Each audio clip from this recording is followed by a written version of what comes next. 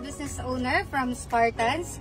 Andito tayo ngayon sa mismong main office natin para mag-claim ng mga free products at syempre check a day. So grabe, sobrang blessed natin kasi alam mo yun, yung mga hinataw natin, yung grind natin yung mga last few weeks. So ngayon natin kukunin yung income, yung check-in natin.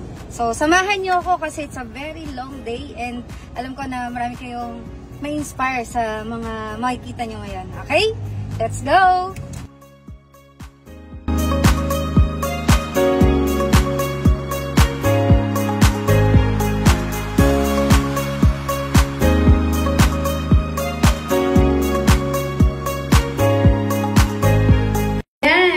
Ayun, nakuha na natin yung ating cheque. So, grabe, ito yung fruit ng hard work and lahat ng pagpupuyat, sakripisyo na ginagawa natin doing this business.